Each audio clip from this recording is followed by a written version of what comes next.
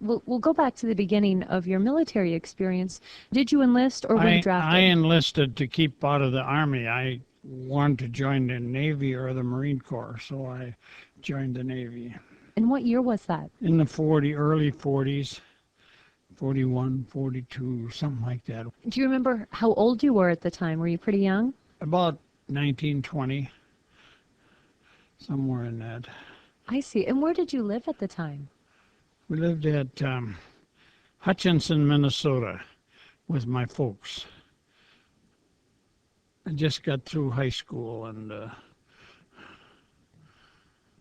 decided to, because the war was imminent, and so I decided that rather than get drafted, I would go in volunteer. It was before Pearl Harbor, before the attack on Pearl Harbor? No, It was after. afterwards. Okay. Tell me about what happened once you enlisted, where you went from there for training. Went in boot camp in Great Lakes, a Navy station there, in Great Lakes, Illinois. And I put in whatever it was, 6 weeks or something like that. And then from there, were you deployed? From there, I went to a school. They sent me to a training school, a diesel engine training school, and in some place in Illinois, I forget, one of the universities of Illinois. And then I went in the service from there. And what happened from that point? Well, I went through boot camp, and then went to Great Lake Naval Station, and then I suppose I went in the Navy. And what was your primary function in the Navy? I was a diesel repairman. That was the major thing, but I got involved in a lot of stuff. Like, whatever you have to do when you're in a smaller ship. You're called upon to do a lot of different things. So you were in a smaller ship. Tell me about your ship. Well, I was in a smaller ship for a while, and then I got involved in a destroyer, and then I wound up in Shanghai, China after the war. I was in the Philippines during the war. That's where we were tied up then when the atomic bomb was dropped on Japan. And after that, then we spread out, got to go to different places and stuff like that. And I wound up in Shanghai, China after the war. One of our big deals was shipping Japanese soldiers and sailors back to Japan aboard ship. We'd take them aboard ship and ship them back and kick them off, and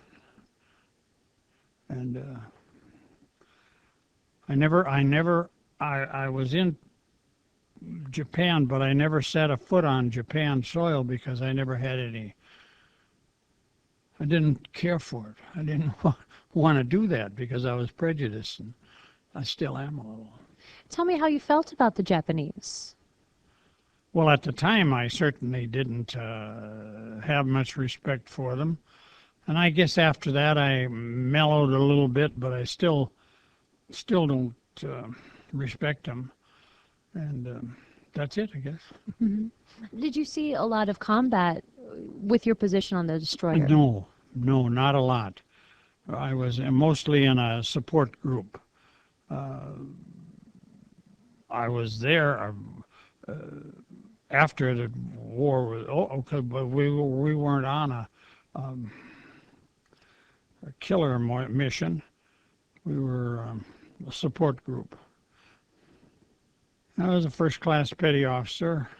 Highest rank I ever had was that, which was good enough.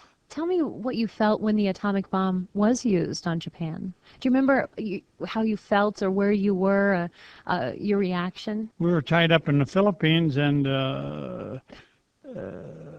I thought it was the greatest thing since hamburger. I fully respected our government for deciding that that was the way to go. What were your living conditions like? Did you have any difficulties while you were overseas at all? No, I was aboard ship most of the time, and if we weren't, I was in a boat pool of some kind. No, I didn't have a rough go. Florence's brother was killed on, I think it was Saipan in the Marine Corps. She'll tell you about that, I think. Hmm. And Florence, your wife, Yeah, where were you when he was killed? Were you already in the service? I didn't know anything about it. I didn't know about it till after the war because things were spread out. You know, you didn't know anything. I knew her brother and her other brother and her, and our families grew up together in Waseca County, Minnesota, southern Minnesota, near Mankato. Tell me, were you and Florence married when you went in to? Oh, no, No. no, no. We didn't get married till way after the war.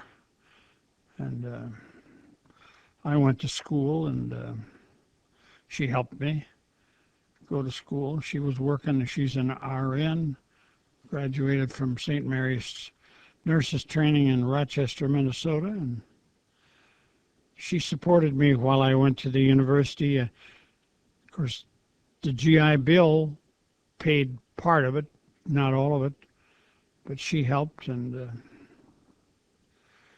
she helped us raise the kids. And What did you go for school for?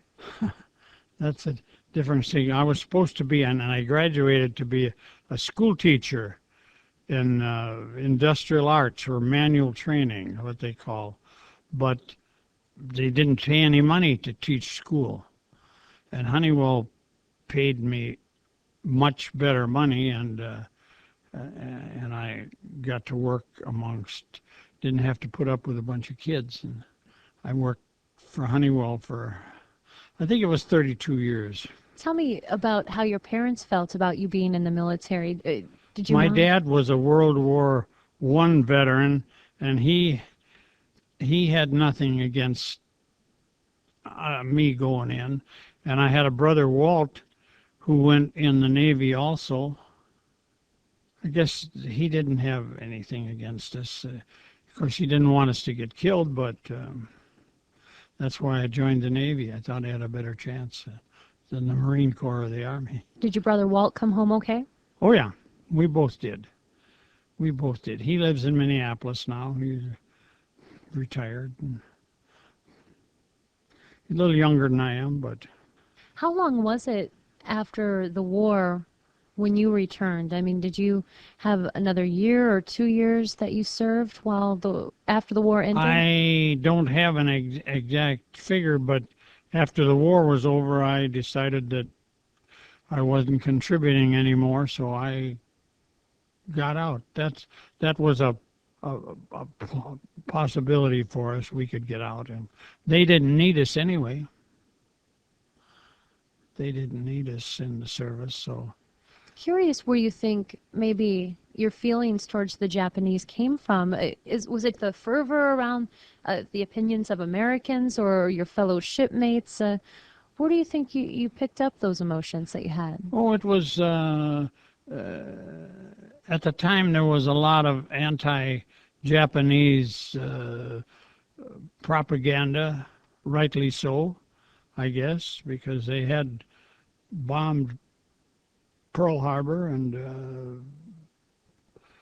killed a lot of our people, and in the islands over in the South Pacific. That's where Florence's brother was killed. No, I enjoyed being in the service. I was in there 3 years, 5 months, and 16 days. That's pretty exact. It is. But It sounds like you were counting to get out, though. no, not bad, not bad. But that was the thing to do at the time. I wanted to go to school, and I had graduated from high school before the war, so I wanted to get some further education, so that's what I did. Can you remember maybe a funny story that you had while you were in the service? Something that maybe you and your shipmates got into, or something, some experience that you had that you still remember really distinctly today? Well, not specifically. I was always like to kid people and play poker and drink beer and whiskey when the opportunity came. And although it wasn't too, because we were aboard ship most of the time and they didn't have any of that aboard ship. No, I enjoyed my service time. I didn't resent being in there at all. And I don't think my brother was against it either, although he didn't like it as good as I did, I guess. Did you ever have any difficulty talking about your experience when you came back? No, no, I had no resentment at all. I was proud of what I had done and what our armed services had done, and how we cleaned up the Japanese, and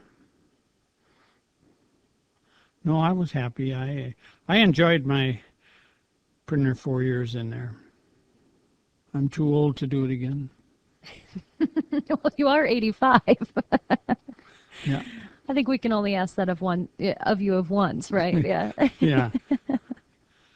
Saw a lot of stuff. Did a lot of things.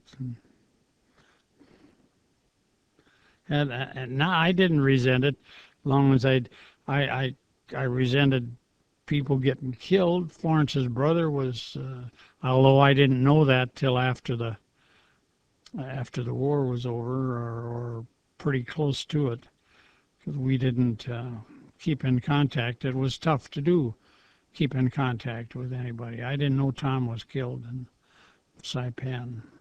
Did you lose a lot of friends? No, the Navy, we didn't lose as many in the Navy as they did in the Army or the Marine Corps, because we were, that was one of the reasons that I went in there, because I